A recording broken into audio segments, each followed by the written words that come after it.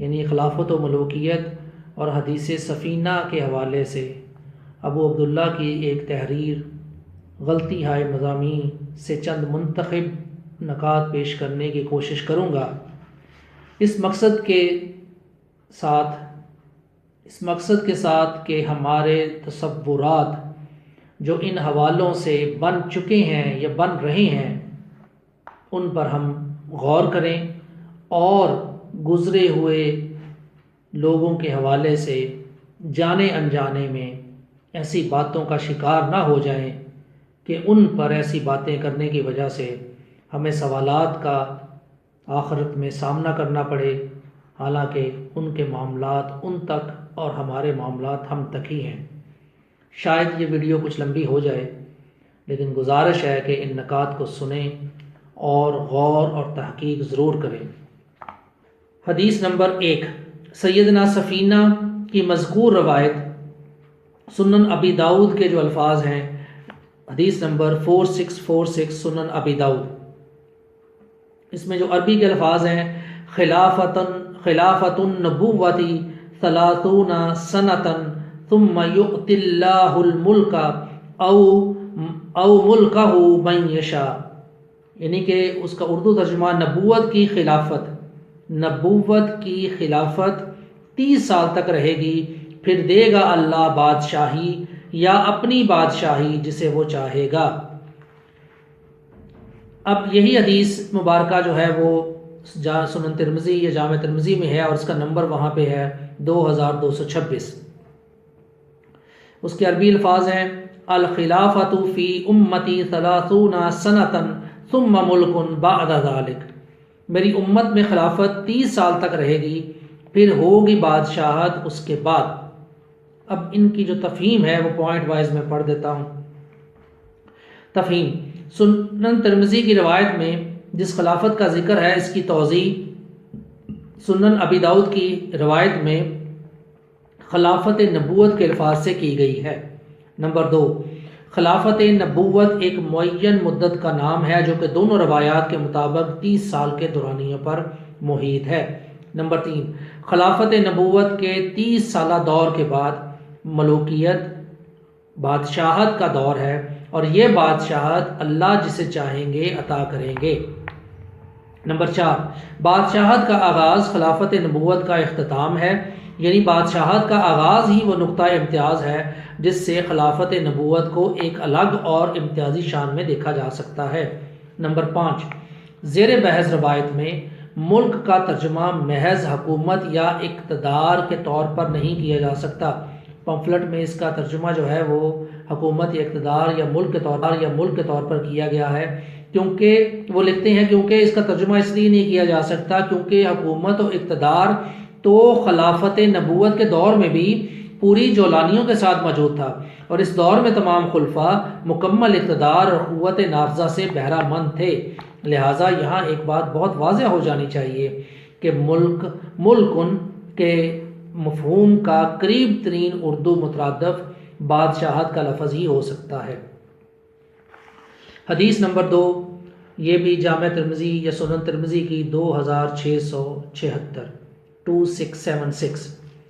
حضرت ارباز بن ساریہ سے روایت ہے کہ ایک دن رسول اللہ صلی اللہ علیہ وآلہ وسلم نے فجر کی نماز کے بعد ہمیں نہایت بلیغ واعظ فرمایا جس سے آنکھوں سے آنسو جاری ہو گئے اور دل کانپنے لگے۔ ایک شخص نے کہا، یہ تو رخصت ہونے والے شخص کے واعظ جیسا ہے۔ یا رسول اللہ، آپ ہمیں کیا نصیحت فرماتے ہیں؟ فرمایا، میں تم لوگوں کو اللہ سے ڈرنے اور سمع و اطاعت کی وصیت کرتا ہوں، خواہ تمہارا حاکم حبشی غلام ہی کیوں نہ ہو۔ پس بے شک تم میں سے جو زندہ رہے گا وہ بہت سے اختلافات دیکھے گا۔ خبردار نئی باتوں سے بچنا، کیونکہ یہ گمراہی کا راستہ ہے۔ لہٰذا تم میں سے جو شخص یہ زمانہ پائے اسے چاہیے کہ میری اور خلفائے راشدین المہدیین کی سنت لازم پکڑے۔ تم لوگ اسے دانتوں سے پکڑ لو۔ اس کی تفہیم جو پوائنٹ وائز ہے، رسول اللہ صلی اللہ علیہ وآلہ وسلم کا اپنے صحابہ رضی اللہ عنہم اجمعین کو خبر دینا کہ ان میں سے جو زندہ رہیں گے وہ بہت سے اختلافات دیکھیں گے۔ رسول اللہ صلی اللہ علیہ وآلہ وسلم کا اپنے صحابہ کو اپنی سنت اور خلفائے راشدین المہدیین کی سنت کو پکڑنے کا سختی سے حکم۔ نمبر 3، خلفائے راشدین کے وجود کا ثبوت اس حدیث سے ملتا ہے۔ نمبر 4، اس بات کا ثبوت کہ دور نبوی سے فوری ملحق دور، یعنی کہ دور نبوت سے فوری ملحق دور خلفائے راشدین المہدیین کا دور ہوگا۔ آگے حدیث، تیسری حدیث جو وہ لے کر آئے ہیں اسلام 360 کے مطابق، مسند احمد کی حدیث 12034 12034۔ رسول اللہ صلی اللہ علیہ وآلہ وسلم نے فرمایا، تم میں نبوت رہے گی جب تک اللہ چاہے گا کہ رہے، پھر وہ اسے اٹھا لے گا جب چاہے گا، پھر ہوگی خلافت نبوت کی طرز پر۔ یہاں پہ جو عربی میں الفاظ ہیں وہ ہیں خلافت علی منہاج نبوہ، پھر ہوگی خلافت نبوت کی طرز پر، پس وہ رہے گی جب تک اللہ چاہے گا، پھر اسے اٹھا لے گا، پھر ہوگی بادشاہت کاٹ کھانے والی، پھر وہ رہے گی جب تک اللہ چاہے گا، پھر وہ جب تک چاہے گا پھر وہ جب چاہے گا اسے اٹھا لے گا، پھر ہوگی بادشاہت جبر والی، پس وہ رہے گی جب تک اللہ چاہے گا، پھر وہ جب چاہے گا اسے اٹھا لے گا، پھر ہوگی خلافت نبوت کی طرز پر۔ یہ جو آخری الفاظ ہیں یہ بھی خلافتاً علی منہاج نبوہ کے الفاظ ہیں۔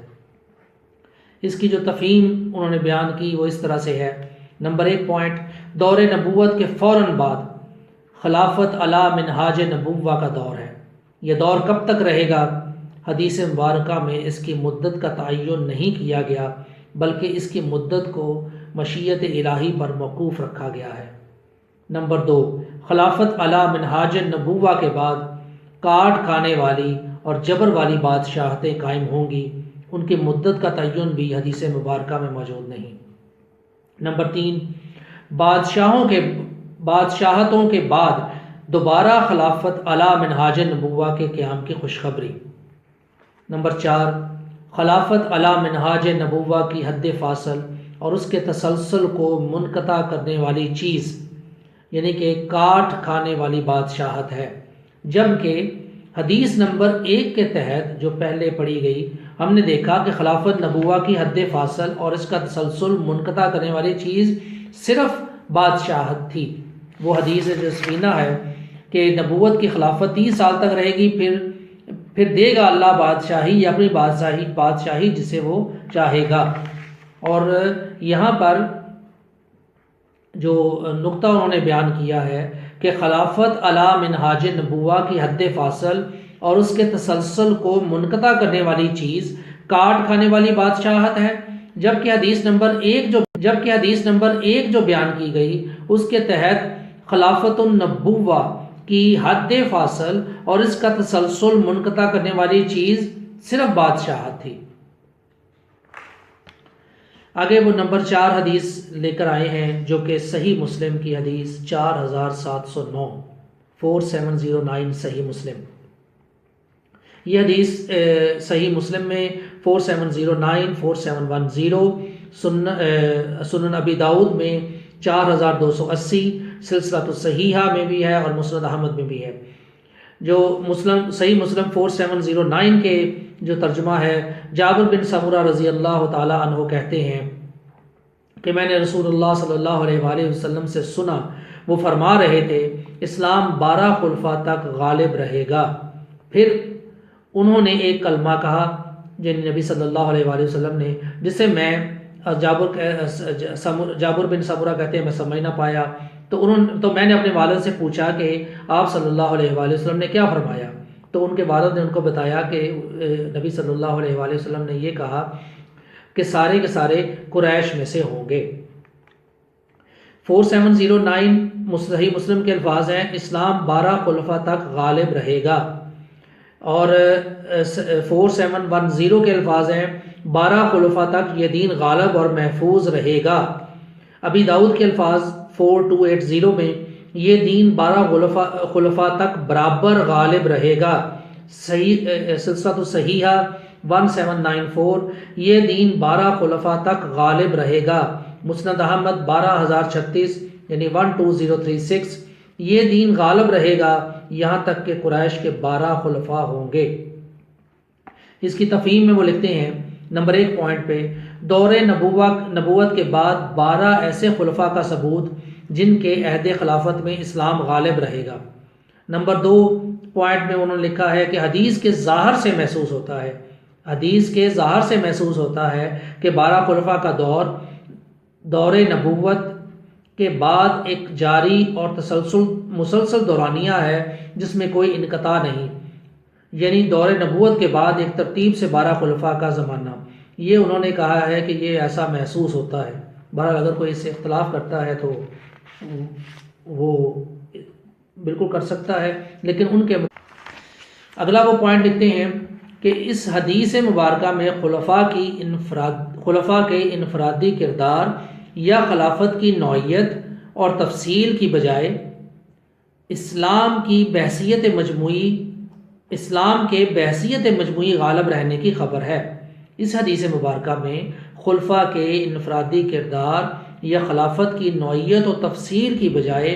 اسلام کے بحثیت مجموعی غالب رہنے کی خبر ہے۔ آگے وہ حدیث جو ہے وہ بیان کرتے ہیں جو کہ صحیح بخاری میں 3455 یعنی کہ 3455 اور صحیح مسلم میں 4773 اس میں موجود ہے،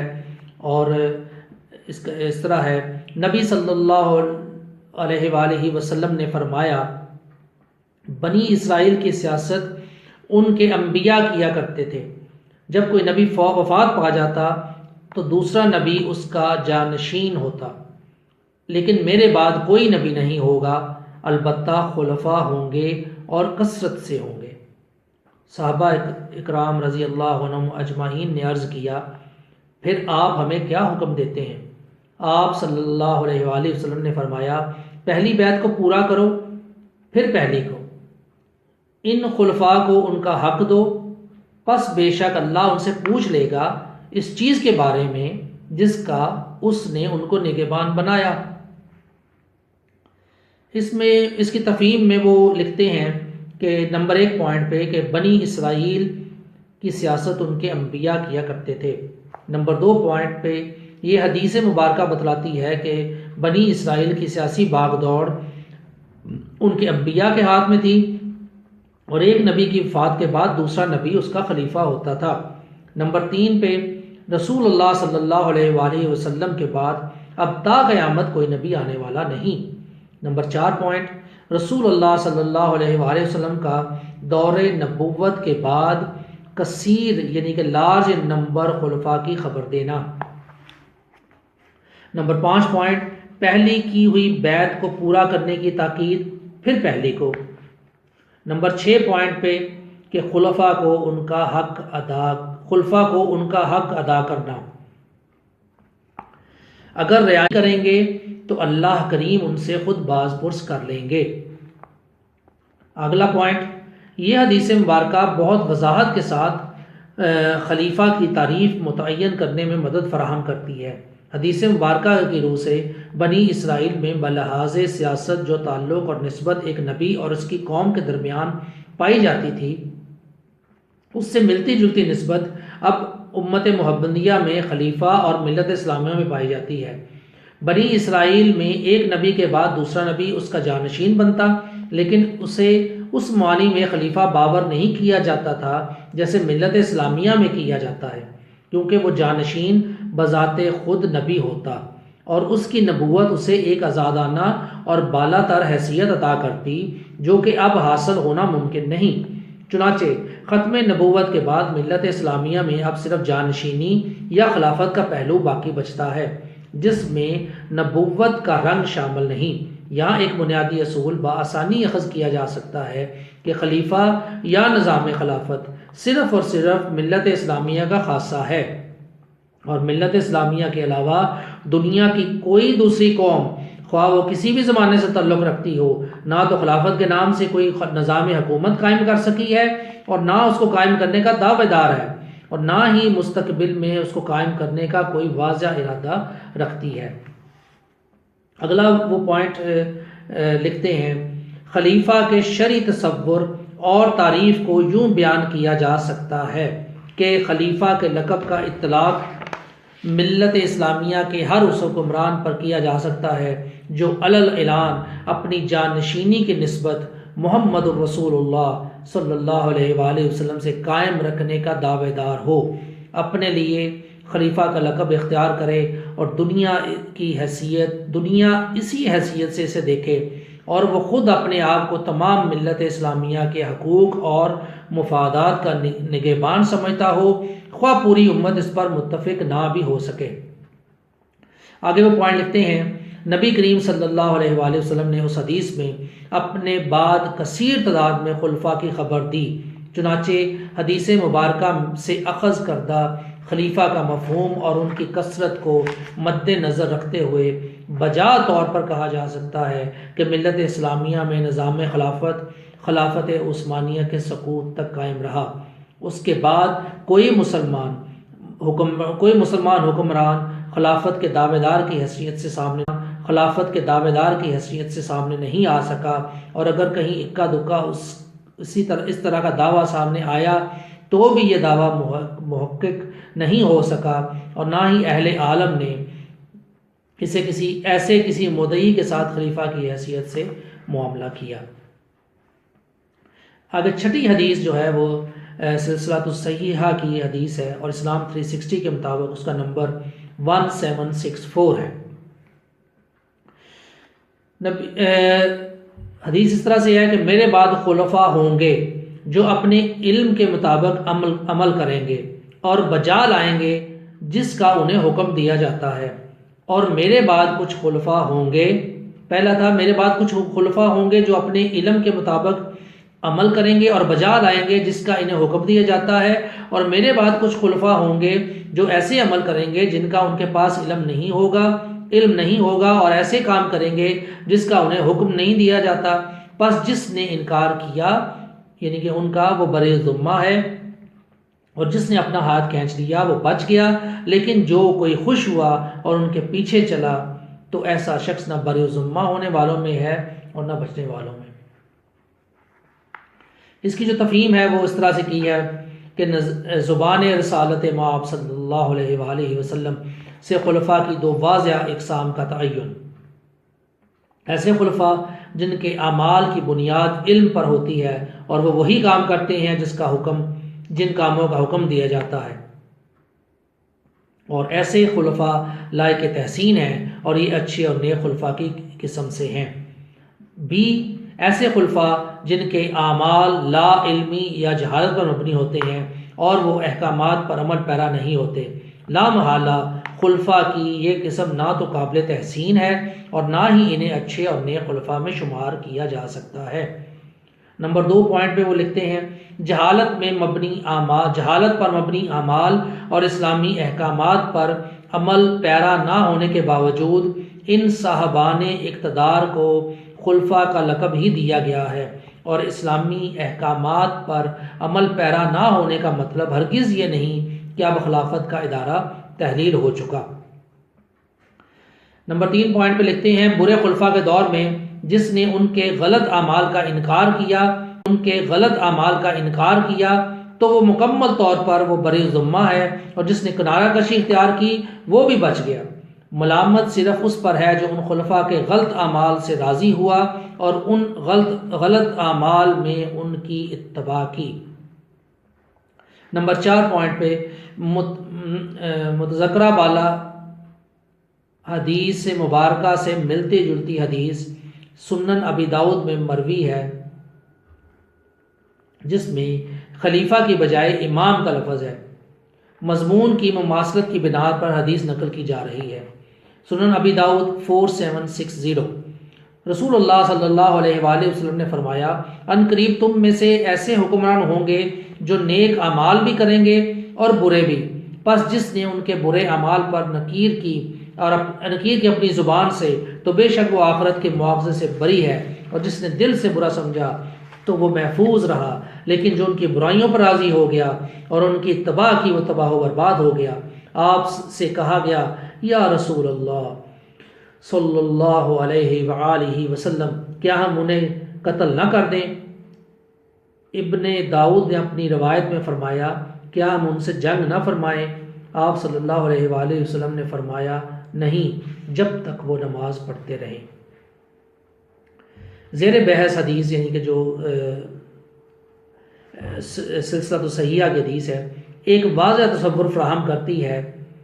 کہ خلافت راشدہ اور خلافت علی منہاج النبوہ کے علاوہ بھی خلافت کا نظام قائم رہے گا، اور اپنے غلط اعمال کے باوجود وہ مسلمان حاکم خلیفہ ہی کہلائے گا اور نظام حکومت کو خلافت ہی باور کیا جائے گا۔ حدیث نمبر 7 جو کہ سلسلہ صحیحہ اسلام 360 کے مطابق 1747 1747 رسول اللہ صلی اللہ علیہ وآلہ وسلم نے فرمایا اس کام یعنی اسلام کے آغاز میں نبوت اور رحمت ہے، پھر خلافت اور رحمت ہوگی، اور پھر بادشاہت اور رحمت ہوگی، پھر امارت اور رحمت ہوگی، پھر وہ اس معاملہ میں ایک دوسرے کو اس طرح کاٹ کھائیں گے جس طرح گدھ کاٹ کھاتے ہیں، پس تم پر لازم ہے جہاد، اور بے شک تمہارا افضل جہاد رباط ہے۔ اگر اس کی تفہیم میں وہ لکھتے ہیں کہ رباط سرحدوں کی حفاظت اور پہرا۔ اسقلان ایک قدیم شہر جسے اہل کنعان نے بسایا اور 23 ہجری میں حضرت معاویہ نے فتح کیا، یہ فلسطین کے علاقہ میں بحر ابیض کے 21 کلومیٹر کے فاصلے پر واقع ہے۔ میں نے پڑھ دیا۔ دوسرا پوائنٹ جو ہے، یہ حدیث مبارکہ بتلاتی ہے کہ دین اسلام کے شروع میں نبوت اور رحمت شانہ بشانہ ہوگی۔ یہاں نبوت کے ساتھ رحمت کا لفظ بہت معنی خیز ہے، کیونکہ نبوت تو ہے ہی سراسر رحمت اور متلاشیان حق کے لیے رب کائنات کا عظیم ترین تحفہ ہے جس سے حق کی معرفت حاصل کی جاتی ہے۔ لیکن یہی نعمت جب ٹھکرا دی جاتی ہے تو کفران نعمت کی سزا کے طور پر بسا اوقات پوری کی پوری اقوام صفحہ ہستی سے نابود کر دی جاتی ہیں۔ یہاں نبوت کے ساتھ رحمت کا اجتماع اس امر کا اشارہ دیتا ہے کہ محمد کریم صلی اللہ علیہ وآلہ وسلم کی دعوت حق کو قبول عام حاصل ہوگا۔ نمبر 3 پوائنٹ پہ دور نبوت کے بعد خلافت اور رحمت کا دور ہوگا۔ نمبر 4 پوائنٹ پہ کے ساتھ ہے خلافت اور رحمت کے دور کے بعد بادشاہت اور رحمت کا دور ہوگا۔ یہاں ایک اہم بات ضمناً معلوم ہوتی ہے کہ بادشاہت رحمت الہی کے نزول میں ہرگز مانع نہیں۔ یہ نقطہ ان احباب کے لیے انتہائی قابل غور ہے جو محض ملوکیت کا نام سن کر ہی اپنے دل میں کراہت محسوس کرتے ہیں۔ اگلا پوائنٹ وہ لکھتے ہیں، بادشاہت اور امارت کے دور کے بعد لوگوں کو آپس میں اس طرح چھینا جھپٹی شروع ہو جائے گی جس طرح گدھے آپس میں لڑتے ہیں۔ یہ کیفیت مرکزیت سے محرومی کی طرف اشارہ کرتی ہے اور لڑتے ہیں۔ یہ کیفیت مرکزیت سے محرومی کی طرف اشارہ کرتی ہے اور بتاتی ہے کہ اس مقام پر اہل اسلام اپنے سیاسی مرکز سے محروم ہو جائیں گے اور تفرقہ کا دورہ ہوگا۔ اب اس کے بعد یہ جو احادیث بیان کی گئی ہیں 7 احادیث، ان کی روشنی میں جو نتائج اخذ کیے گئے ہیں اس تحریر میں، ان کا خلاصہ اس طرح سے ہے۔ نمبر 1 پوائنٹ ہے رسول اللہ صلی اللہ علیہ وآلہ وسلم کا دور نبوت دور رحمت بھی ہے۔ نمبر 2 پوائنٹ، دور نبوت سے ملحق 30 سال کی مدت خلافت النبوہ کا دور ہے یہ دور اپنی خصوصیات کے اعتبار سے دور نبوت سے سب سے زیادہ مماثل و مشابہ ہے، اور اس دور میں بھی طرز حکومت میں بادشاہت کا ظہور نہیں ہوا، اور یہی اس دور کی امتیازی شان ہے۔ یہ دور تا قیامت اپنی عظمت و شان کے اعتبار سے دور نبوت کے بعد یگانہ و منفرد دور ہے۔ تیسرا پوائنٹ ہے خلافت النبوہ اور خلافت علی منہاج النبوہ۔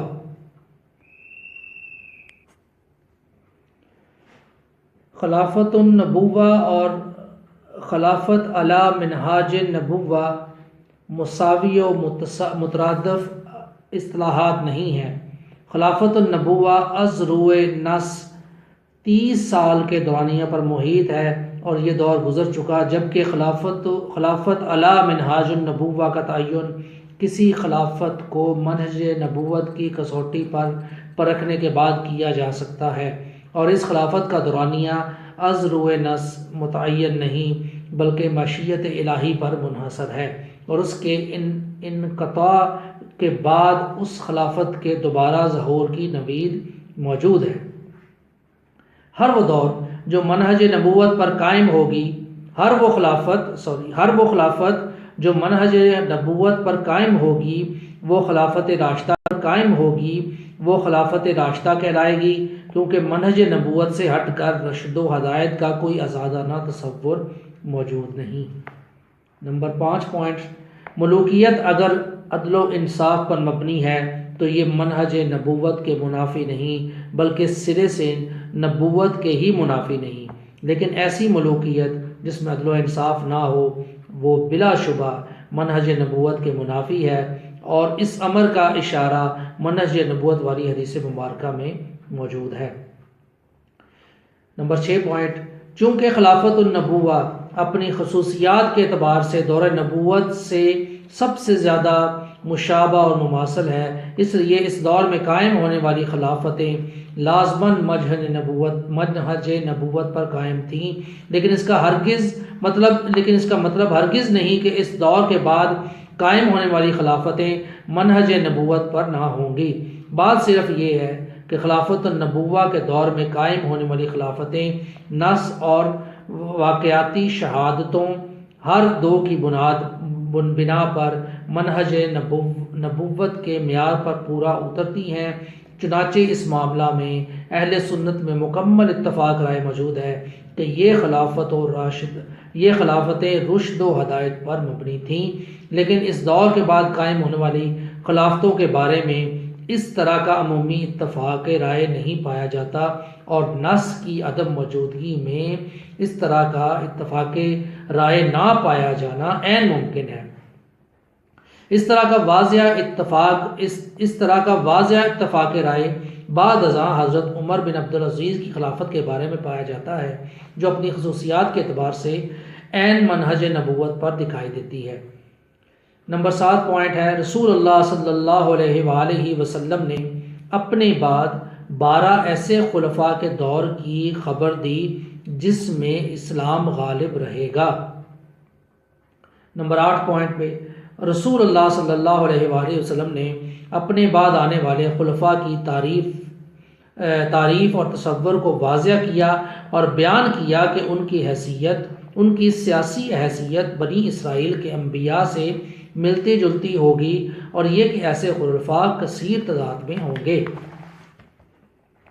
نمبر 9 پوائنٹ پہ رسول اللہ صلی اللہ علیہ وآلہ وسلم نے اپنے بعد 2 قسم کے خلفاء کی خبر دی، ایک ایسے خلفاء جو پابند شریعت ہوں گے اور اسلامی احکامات پر عمل پیرا ہوں گے، جبکہ دوسرے ان کے برعکس ہوں گے، لیکن ان خلفاء کے خلاف شرع اعمال کے باوجود انہیں خلیفہ کے لقب سے ہی یاد کیا جائے گا، اور ان کے خلاف شرع اعمال کا مطلب ہرگز یہ نہیں کہ خلافت کا نظام تحلیل ہو چکا۔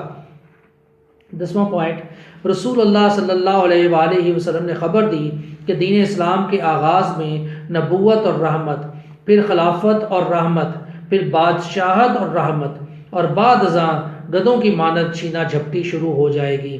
اس حدیث مبارکہ سے اندازہ ہوتا ہے کہ دور نبوت کے بعد خلافت اور رحمت کے اجتماع سے مراد خلافت النبوہ کا دور ہے، جس میں ابھی بادشاہت کا ظہور نہیں ہوا تھا۔ پھر بادشاہت اور رحمت کے